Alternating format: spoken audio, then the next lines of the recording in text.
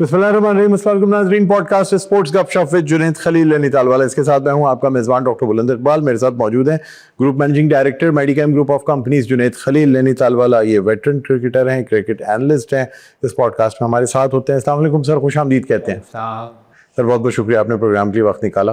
लेकिन आज के प्रोग्राम में एक तरफ तो हम बात करेंगे पाकिस्तान क्रिकेट की टेस्ट परफॉर्मेंस के हवाले से, लेकिन उसके साथ साथ पाकिस्तान की जो विमेन क्रिकेट टीम है वो आजकल काफ़ी खबरों में नज़र आई। उसकी वजह यह है कि भारत से एक मैच खेला गया। मैच शुरू होने से कबल भी कंट्रोवर्सीज हुई मैच में, लेकिन कोई अच्छी परफॉर्मेंस नहीं हो सकी। फिर हाल ही में ऑस्ट्रेलिया से भी पाकिस्तान टीम को शिकस्त का सामना करना पड़ा। पाकिस्तानी वुमेन क्रिकेट टीम जो अच्छा परफॉर्म कर रही थी, जैसे ही ज़रा लाइमलाइट में आती है तो परफॉर्मेंस ख़राब हो जाती है। बॉलर्स फिर भी परफॉर्म कर देती हैं, लेकिन जो बैटर्स हैं पाकिस्तान वुमेन क्रिकेट टीम की, वो फिर हमें उसी तरह कोलैप्स नज़र आती है जिस तरह पाकिस्तान की मेंस क्रिकेट टीम परफॉर्म करती है। इस पर हम बात करेंगे। सर क्या कहते हैं, अब वुमेन क्रिकेट टीम की पहले तो लोगों को नाम भी नहीं पता होते थे, अब तो माशाल्लाह जो है ना टीम देखी जाती है, मैचेस देखे जाते हैं, डिस्कस हो रही है। क्या कहेंगे आप? हम बहुत दूर हैं अभी इंटरनेशनल क्रिकेट जो ना वुमेन को लेकर। अभी हमारे यहाँ कल्चर नहीं है। हमारे यहाँ इनफैक्ट अगर आप हमारे जो ख़वातीन क्रिकेट खेल रही हैं, it is something which is unjustified to criticise them. आप ज़रा हमारा इंफ्रास्ट्रक्चर चेक करें। इनफैक्ट इन लड़कियों ने इंटरनेशनल ज़्यादा खेले में रादर दैन डोमेस्टिक। मेरे अपने ख्याल के मुताबिक ये वाहिद उन चंद बोर्ड में से एक होगा जिनके पास इंफ्रास्ट्रक्चर ही जो ना वुमेन डोमेस्टिक क्रिकेट का नहीं है। आई डोंट नो कहाँ से ये बेचारियाँ सेलेक्ट होकर जो है ना वो आती हैं और आने के बाद इतनी अच्छा भी खेलने की कोशिश करती हैं कि एटलीस्ट किसी ना किसी डिपार्टमेंट में वो चैलेंजेस दे देती हैं। इनफैक्ट लास्ट टेन्योर पे हमने देखा कि साउथ अफ्रीका पाकिस्तान आया, उन्होंने साउथ अफ्रीका को सीरीज़ जो है ना पाकिस्तान के अंदर हराई। फिर पाकिस्तान टीम जो है ना वो न्यूजीलैंड और साउथ अफ्रीका ट्रैवल करने के लिए गई। एंड आई स्टिल थिंक इनको आपको बहुत बहुत बहुत टाइम देना पड़ेगा। हम बाकी इंटरनेशनल क्रिकेट वुमेन क्रिकेट में तकरीबन सारी टीमों से ना 15 से 20 साल जो ना वो पीछे हैं। ना हमारी लड़कियां लीग्स खेल रही हैं, अब लीग्स भी शुरू हो गई हैं। अगर आप देखें विमेन क्रिकेट लीग, मेंस तो फिर भी पीएसएल खेल रही है। क्या वुमेन्स के पास कोई पीएसएल का कोई प्लेटफॉर्म? सर एक नेशनल स्टेडियम में करने की कोशिश की थी लेकिन हो नहीं पाई, कुछ इंटरनेशनल मैचेस आ गए जिसकी वजह से उसको मौखिर करना पड़ा। हो ही नहीं पाता ना, क्योंकि बेसिकली हमारे यहाँ वुमेन्स क्रिकेट एक तो ना कोई देखना चाहता है, ना ही उसके पर कोई स्पॉन्सर्स जो ना वो लगे हुए हैं, और ना ही लोग देखना तो चाहते होंगे खवातीन को क्रिकेट खेलते हुए। मेरे ख्याल में I don't think so. I'm very खवातीन से ज्यादा मर्द देखते होंगे सर। शायद हो सकता है, लेकिन वो लोग नहीं है जो बेसिकली क्रिकेट देख रहे हो। But at the end of the day it's something which is a big drawback for us कि हम क्रिकेट नहीं देख रहे हैं, हम खवातीन को जो ना वो देख रहे हैं।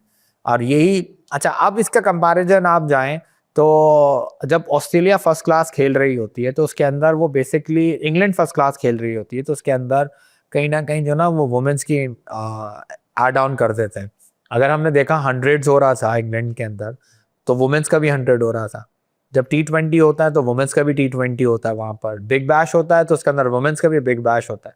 अब आप सोचें, इतना बड़ा इंफ्रास्ट्रक्चर से आप मुकाबला करने के लिए जा रहे हैं पाकिस्तान क्रिकेट टीम का, जहाँ पर हम पीएसएल से शुरू होने से पहले मुश्किल से 3 मैचेस जो ना कराने में कामयाब होते हैं। उसके अंदर भी जो ना वो अनफॉर्चुनेटली जो ना they were unable to perform, they unable to justify themselves. Plus फिर वो इंटरनेशनल क्रिकेटरों से उनका मुकाबला होता नहीं है। अब इंडिया के अंदर जो है ना वो आपका जो आईपीएल हो रहा है वो वुमेन्स भी आईपीएल हो रहा है, तो वहाँ पर भी उनकी लड़कियां जो है ना वो बेसिकली तमाम इंटरनेशनल क्रिकेटर्स के जो है ना वो सामने जो है ना वो आती हैं and they are expose to everyone. But our team is very very very very junior और हम आने वाले 15-20 सालों तक भी उनका मुकाबला नहीं कर सकते। आपके ख्याल में हमें पीएसएल वेमेन का भी रखना चाहिए, कायद-ए-आज़म ट्रॉफी वेमेन की भी रखनी चाहिए, ये तमाम चीज़ें खवातीन के लिए रखनी चाहिए ताकि वो भी ऊपर आए?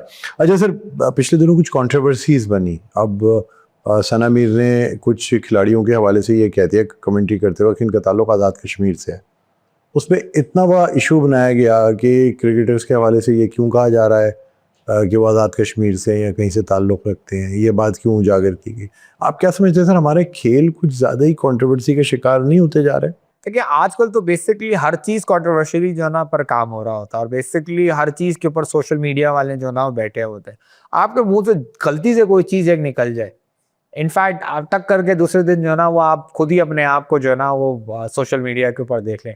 टेस्ट मैच के दरमियान में रमीज राजा साहब ने जो ना वो कह दिया कि भाई वो ड्रामा कर रहा है और अब बाबर आजम की अपील के ऊपर। I think he didn't identify this thing के आइदर बाबर आजम ड्रामा कर रहा है या कीपर ड्रामा कर रहा है, बट लोगों ने जो ना रमीज राजा को बाबर आजम के साथ कनेक्ट करके कि उन्होंने ड्रामा कर रहा है और बाबर आजम आउट नहीं था।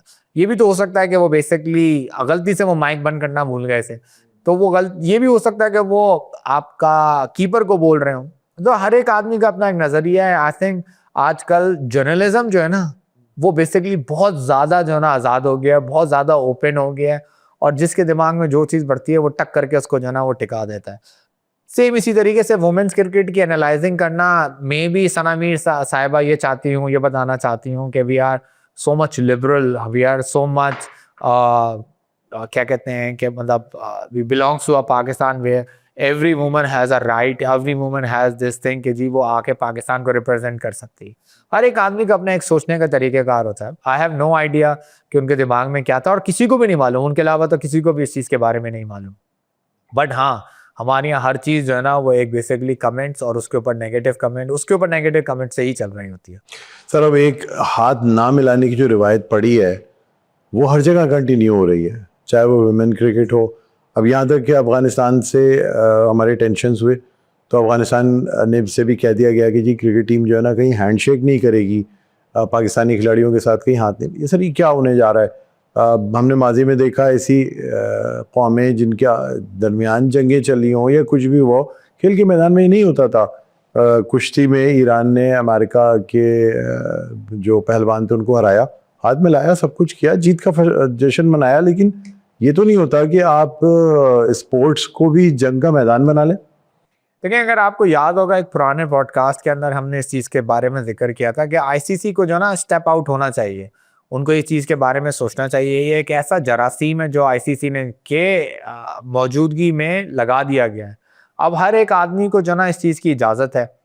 बड़े ने गलती की और वो आप छोटे सारे के सारे उसको जो ना वो फॉलो करेंगे। Indian board is a bigger board which is no comparison, but अब बोर्ड लाइक अफगानिस्तान भी इस किस्म का काम करेगी, कल को पाकिस्तान भी इसी किस्म के काम करेगी। अगर फॉर एग्जाम्पल उनको किसी किस्म की कोई शिकायत होगी इंग्लैंड से, उनसे भी हाथ नहीं मिलाएगी। And ICC can't do anything. अगर पहले स्टेप के ऊपर इसके ऊपर कोई एक्शन ले लिया जाता, कोई सख्त रद्द-ओ-अमल दे दिया जाता, तो ये यहीं का यहीं ख़त्म हो जाएगा। और ये बदतमीज़ी यहाँ ख़त्म नहीं होगी।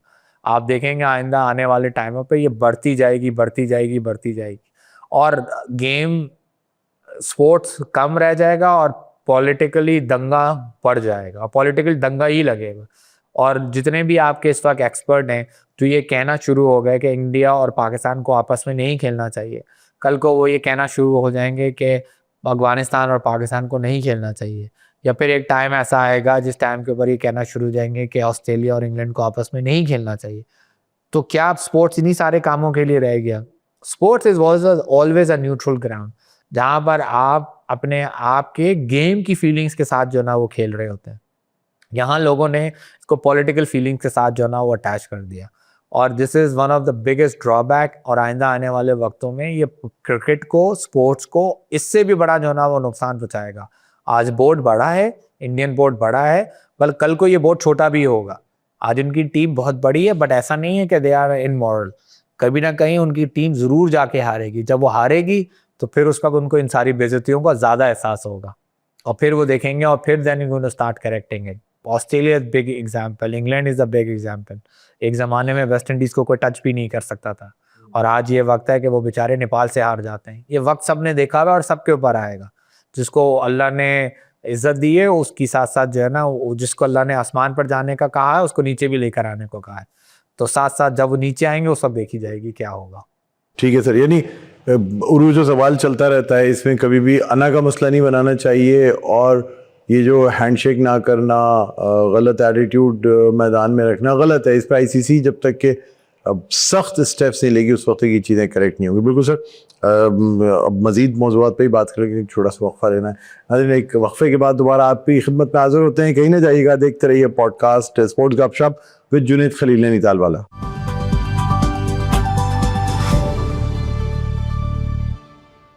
जी नाज़रीन, वेलकम बैक। एक दफा फिर आपको खुशामदीद कहते हैं पॉडकास्ट स्पोर्ट्स गपशप विद जुनैद खलील नैनीताल वाला। मैं हूं आपका मेज़बान डॉक्टर बुलंद इकबाल। मेरे साथ मौजूद हैं जुनैद खलील नैनीताल वाला, जो कि वेटरन क्रिकेटर हैं, क्रिकेट एनालिस्ट हैं।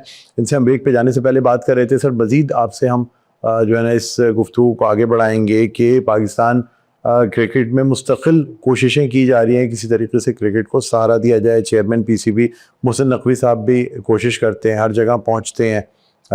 एशियन हमने क्रिकेट बोर्ड में देखा, जो कि ट्रॉफ़ी का मसला हुआ एक तरफ, ठीक है सर। फिर उसके बाद अब साउथ अफ्रीका से टेस्ट तो चल रहा है, लेकिन सवाल ये भी पैदा होता है कि क्या पाकिस्तान जो है वो अपनी कारकर्दगी बेहतर बना पाएगा, या उसी तरह होगा जिस तरह वेस्ट इंडीज़ से एक टेस्ट जीत गए थे, एक टेस्ट हम हार गए थे। क्या कहेंगे आप? पाकिस्तान जो ना वो कोई डोमिनेटिंग जो ना क्रिकेट के अंदर जो ना वो नेशन नहीं है। They are not like Australia, they are not like England, they are not like India. Pakistan is pretty average. अच्छा, अब इस एवरेज के अंदर भी पाकिस्तान को आज तक ये भी नहीं मालूम कि उनके होम ग्राउंड का एडवांटेज क्या है और उनके होम ग्राउंड पर किस तरीके से डोमिनेट किया जाता है। अगर आप देखें कि इवन जो टीमें बांग्लादेश टूर करती हैं, उनके लिए जो ना मैचेस जीतना जो ना वो मुश्किल हो जाता है। इनफैक्ट इवन एशियन टीम जब श्रीलंका जो ना वो टेस्ट मैचेस खेलने के लिए जाती हैं, तो उनके लिए मुश्किल हो जाता है वो टेस्ट मैचेस जीतना। I think Pakistan is the only nation जो श्रीलंका को हरा के जो ना वो 2 या 3 दफा जो ना टेस्ट सीरीज हरा के रहे आए हैं। आज तक शायद इंडिया भी नहीं हरा सका। तो आप ये सोचेंगे हमें हमारी होम ग्राउंड का एडवांटेज ही नहीं मालूम, और हमें यही नहीं मालूम कि हमारी पिचेस कैसे बनती हैं। या तो हम एक्स्ट्रा ऑर्डिनरी स्पिन पिचेस बना देते हैं जिसको हम ही नहीं खेल पाते, हमारे भी गले पड़ जाती है।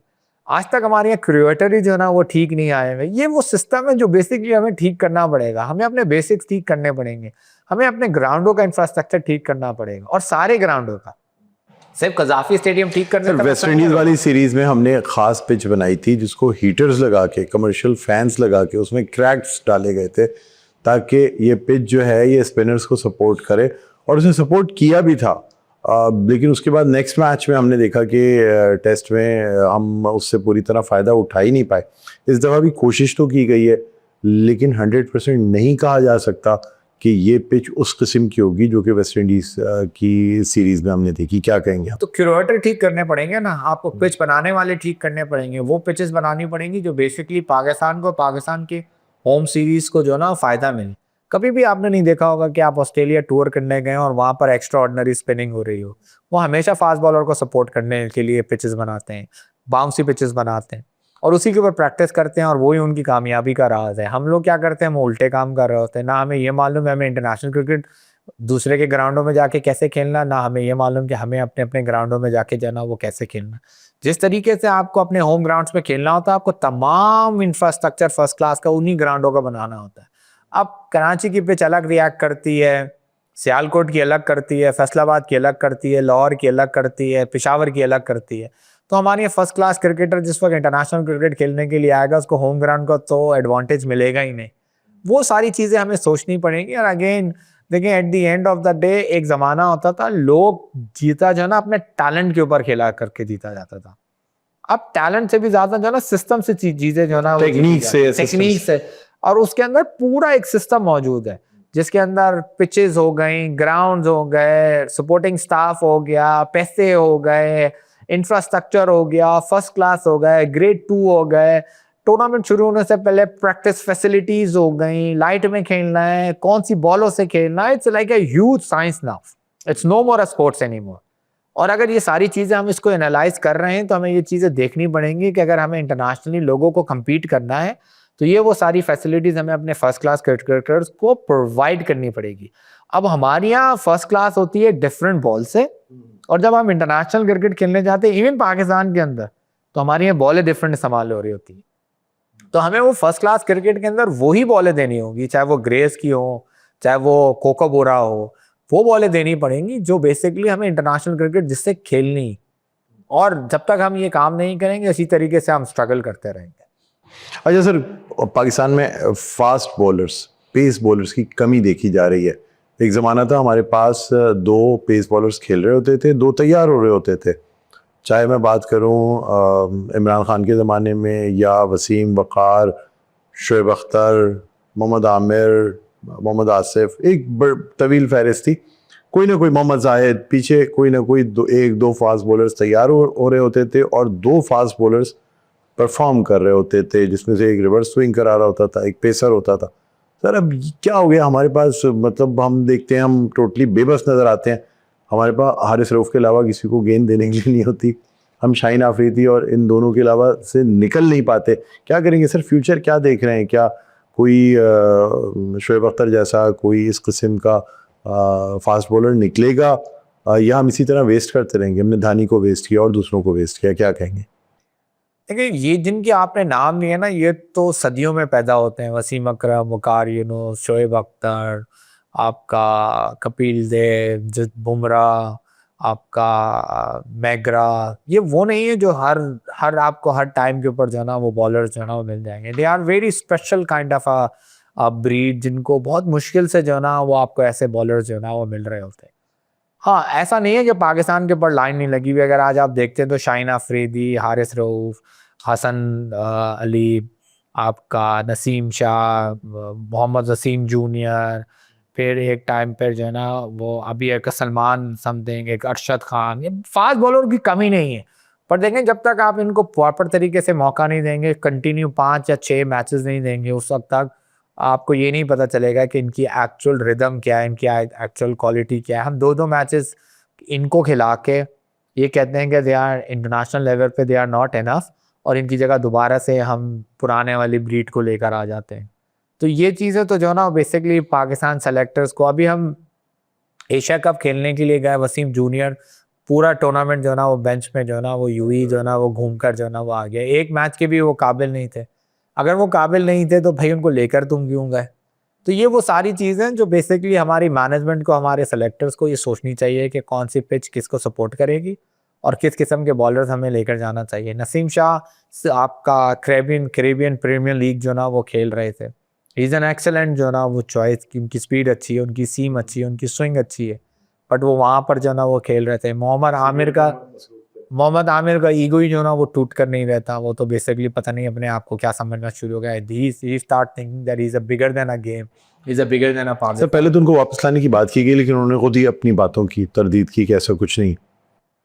आई पर्सनली थिंक उनको नहीं लाना चाहिए, क्योंकि उनका दिमाग जो है ना वो basically it's become someone whose, और उनकी मौजूदगी भी क्या थी। अगर वो इतने ग्रेट बॉलर थे तो हम T20 वर्ल्ड कप के अंदर पहले जो है ना राउंड में बाहर नहीं हो जाते। उनका लाने का मतलब जो है ना वो टीम के अंदर जो है ना नाइतफाकी जो है ना पैदा करना है, और वी टुक दैट चांस, और हमने वर्ल्ड कप से पहले उनको लाया, उनको सारे मैचेस खिलाए। उनकी परफॉर्मेंस आपने देख ली, बिल्कुल बिलो एवरेज थी।